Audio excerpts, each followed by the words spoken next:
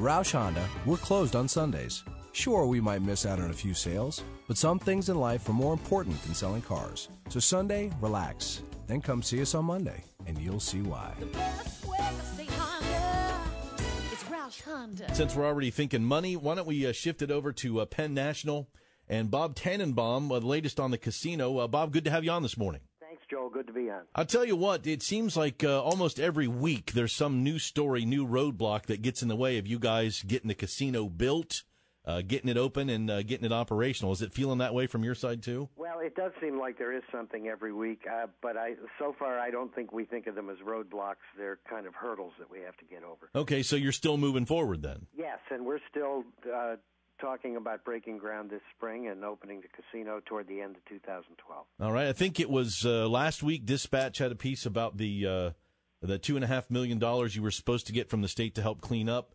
John Kasich, our governor, canceled that check. What hurdle does that present for you? Not really a significant hurdle. Penn National's already spent $16 million of its own money cleaning up that site. In addition to $4 million cleaning up the Arena District site that they left at the request of the city. This was for some final cleanup work, and while not having the state money, I think is unfortunate. It's not going to slow down the project. Okay, what are the things that you've been cleaning up? As you know, that was the Delphi Automotive site for more than 50 years, and like any other factory of its kind, there was a lot of contaminated dirt. There were ponds toward the rear of the property that liquid waste was dumped in. All of that has been cleaned up now. If you were to go out to the site today, what you'd really see is basically an empty lot. Empty lot. That's interesting. And you say groundbreaking this spring and casino will be operational when? The schedule is to have the casino open and operating sometime in the latter part of 2012. I got you. So 18 months away or so. What about the sewer and water issue and the annexation? I've tried to follow that, and sometimes it got a little murky for me, especially with the fact that you had petitioned EPA to sink your own wells a while back. Well, we're watching it every day, and it sometimes seems murky to us. But the fact of the matter is, we felt that we had no choice but to file a lawsuit in federal court. Asking that the court order the city and the county to continue to provide sewer and water service to that site. And I think the most interesting piece of that is that water and sewer service was provided to that site for half a century when it was the Delphi plant. We don't know of any instance where the city of Columbus has provided water to a site and then basically cut off the taps.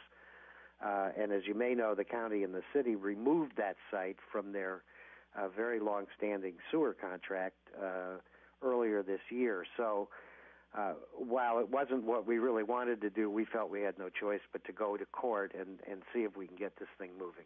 So what is the resolution, and if not, when will there be resolution? Well, we're waiting for the court to set its briefing and argument schedule, and in the meantime, the site is pretty much ready to go. As you know, there were some representatives of 7 separate local labor unions out on the site last week, basically saying, let's build this thing, and that's where we are. We just want to get it built.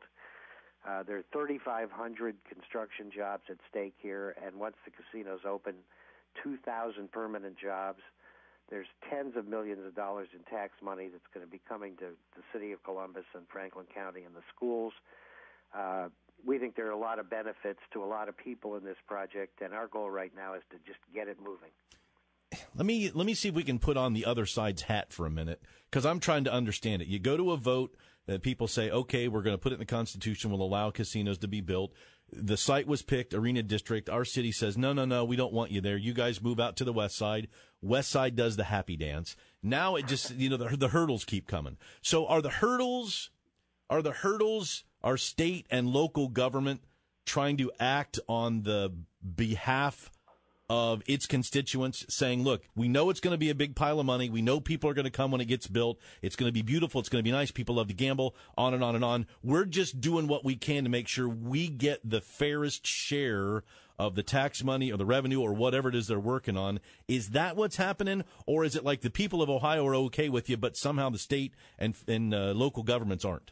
Well, I think you have to ask, particularly the city of Columbus and to some degree Franklin County, what their answer is to that question, because our view is that we did exactly what the city asked us to do. The city of Columbus said and some of the business leaders in the community, particularly the landowners in the Arena District, said we don't want this casino in the Arena District. Mm-hmm. We agreed voluntarily to move to the west side. Spent considerable money. As you may know, Penn National basically has taken about a $40 million hit on the Arena District site, which is now sitting empty and doesn't seem to have anybody interested in purchasing it. We paid for half of the campaign that was required to get permission to move the site. And what we've seen since then is that the city seems to be doing everything in its power to delay this project. Now, I know there's an issue over annexation, but the fact of the matter is this casino is going to be beneficial to the city and to the county and to the schools in this county, regardless of what political subdivision it's in. And right now, our argument is, look, we've got constitutional authority to build this thing. All we want to do is get it built and start creating the jobs and creating the tax revenue. Well, I don't know that, being that you're in the casino business, that you can really pour mouth to the people of Ohio, because it's like, hey, we know you got some bank. But again, I think you're, somewhat justified in that, look, we've done everything we can to try to make this right. We just want to get the thing built. And I agree. It does seem like the hurdles keep coming. Talk to me real quick about the property down by the Arena District. How big is that chunk of ground, and what could be done with it? I'm trying to remember. I think it's 30-some acres. Wow, that's a pretty good size of piece of ground. One of the things that in our view, the city promised to help us with was trying to find a buyer for that property. Yeah. But that hasn't happened yet. It is a big piece of property. It's obviously in a very critical location, and it's all cleaned up at Penn National's expense and ready to go. So, another thing we're hoping is that we can find a buyer for that site. But our real focus now is on the Delphi site. Yeah. We promised the people of this state that we'd create these jobs and this tax revenue, and that's what we want to do. Clearly, for the company would like to get the casino open for its own purposes. But the fact is, we made some promises to people in this community and elsewhere in the state that involve jobs and involve tax revenue, and we want to get that moving. Yeah. Well, Bob, all I can say is I appreciate you taking our call, and I hope next time we call you'll answer again. We have a hard time getting state and local people on to talk about their side of it. But that's the thing. That's the sticking point. You hear this, and you go, well, you've got an idea of what, casino people are about. But, if you look at how this is played out, it seems like they're doing everything they can do to try to get it done. And if the city and the state are just trying to hold out for the best share of the tax money or whatever, I suppose you got to say thanks for that. But it's just, it's a quandary. It seems like every time they make a move, then they get another, well, I say roadblock, he says hurdle. I suppose we'll go with him because he's the guy having to jump. Anyway, good information there.